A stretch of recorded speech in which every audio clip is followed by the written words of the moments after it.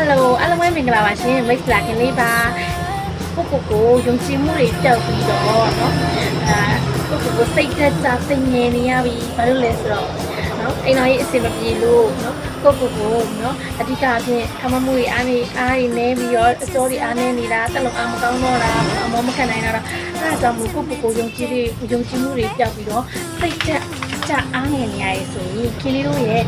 တောင်းကြယူနေလေးကိုမနဲ့တစုံညတစုံနေ့စဉ်ပုံမှန်လေးစားပြီးเนาะတကယ်ကိုမှအကိုတို့ကိုတက်လို့အားကောင်းပြီးတော့အမောတွေခံနိုင်မယ်ထုတ်လို့ဒီပေါ့နော်ထုတ်လို့မျက်နှာတွေပန်းတိပန်းရုပ်ဝင်နာတွေလည်းတာပြောက်ကင်းမယ်စီဝမ်းမှန်စီဘူးစီကစီအောင်လားစီတက်တက်သွားတာစီကျင်တာက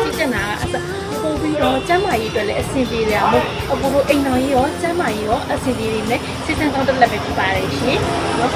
အဓိကအဖြစ်ကိုကျမ်းမာအောင်ဒီ site ပါကျမ်းမာရေးနဲ့အိမ်တော်ကြီးကဆက်ဆက်နေရဖြစ်တဲ့အတွက်ကျမ်းမာရေးအိမ်တော်ကြီးအဆင်ပြေပြီဆိုတာနဲ့စီးပွားရေးလူမှုရေးနော်အဖက်ကနေပြီးတော့အဆင်ပြေမှာဖြစ်ပါတယ်ဒါကြောင့်မလို့ကိုကအဓိကအဖြစ်ကျမ်းမာရေးကိုဒီ site ပြီးတော့ကျမ်းမာရတဲ့